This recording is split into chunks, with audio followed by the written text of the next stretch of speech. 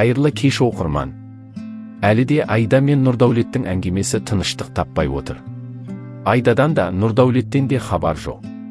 Шыны керек олар жауап күтіп отырған көрермен өте көп.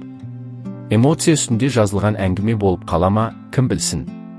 Нұрдәулет болса көп қыздарға жазған хат алмасулары шыққан болатын. Басты себептің бірі осы болған. Айданың жазғаны Нұрдәулет қыздармен бірге киноға барған кезде ұсталды. Және ол маған сылтау айтудың орнына шабуыл жасады. Бұл мені ренжітті, деп аудио жазбасын шығарды. Ла қойшы, тоқтатсаң тоқтатшы. Ла сіктіңдер ғой жан-жақтан.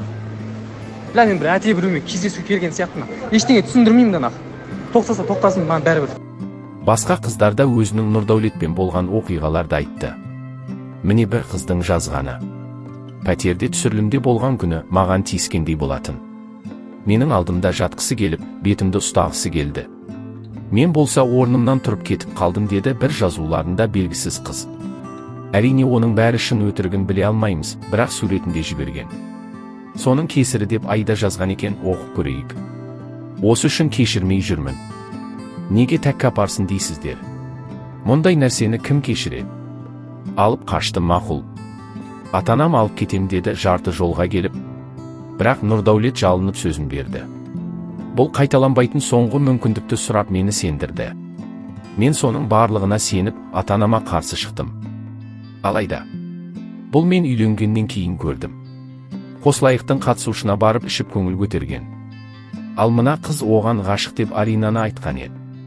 Бірақ ол әңгімені шешкесін, алдыңғы жазуларын кетірді. Солай енді жалғыз қол көтеру емес, басқа қыздармен сөйлесу болғаны анық. Үйленгендеріне әлі көп уақыт болмады, бірақ көріп жатырғанымыз осы. Тағы білгеніміз Айда осы күнге дейін татуласамыз деп күткен екен. Бірақ Нұрдәулет пауза аламыз дегенді түсінбей, ажырасуға шешім қабылдаған екен.